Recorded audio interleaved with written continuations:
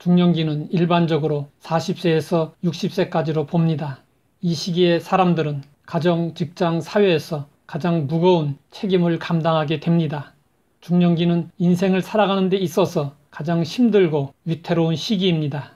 그래서 중년기에 우울증을 가장 많이 또 심하게 경험하게 됩니다.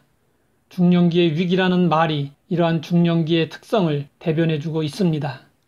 다른 시기에 비해 중년의 한 사람이 실수를 했을 때 가정과 직장, 주위에 미치는 영향이 크기 때문에 중년기의 우울증은 그 후유증이 클 수밖에 없습니다.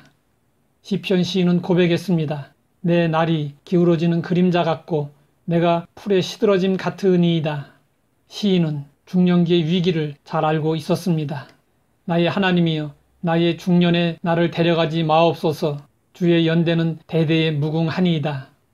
우리는 시인의 기도에서 인생의 허무감을 이기기 위해 몸부림치는 모습을 볼 수 있습니다. 그런데 많은 사람들이 중년에 인생의 꿈과 목표를 포기해 버립니다. 목표를 상실하면 심리적, 육체적으로 활기를 잃게 됩니다. 중년기의 변화를 가장 심도 있게 연구한 칼 융은 심하게 우울증을 앓은 경험이 있었습니다. 그는 프로이드와 견해 차이로 관계가 깨어진 후 3년 동안 우울 증세를 보였고 자신이 미쳐가고 있다는 느낌을 받았습니다.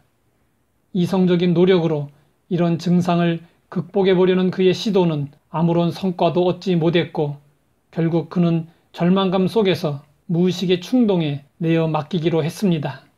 무의식이 그로 하여금 하도록 이끈 첫 번째 일은 돌쌓기 놀이였습니다. 이러한 놀이 치료법은 그의 위기를 극복하는 데 결정적인 계기가 되었습니다. 칼 융은 인간의 생명 에너지의 흐름이 중년기에 들어서면서 바뀐다고 주장했습니다.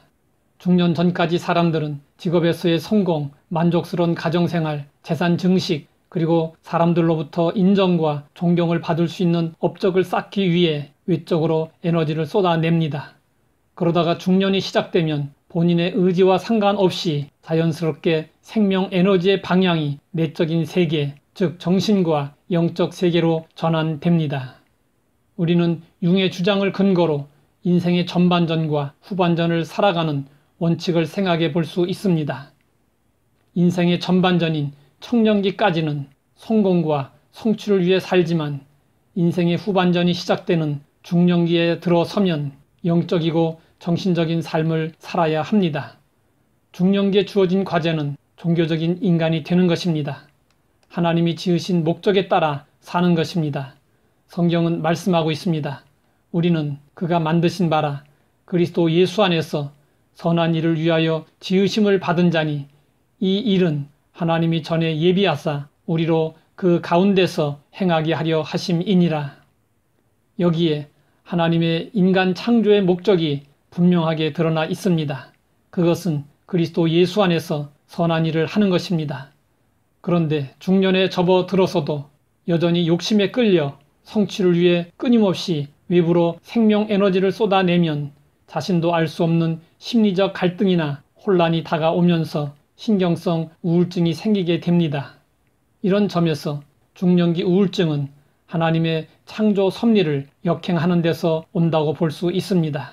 따라서 중년기에 접어들면 삶의 방향을 바꾸어야 합니다. 자기 중심적 삶을 지향하고 타인 중심적 인생관과 가치관을 가지고 이웃을 위한 사랑과 봉사의 삶을 살아야 합니다. 우리가 인생 전반전을 자신을 위해 살았다면 인생 후반전에서는 철저히 남을 위해 살아야 합니다. 이것은 우리 인간에게 주어진 운명이며 소명과도 같은 것입니다.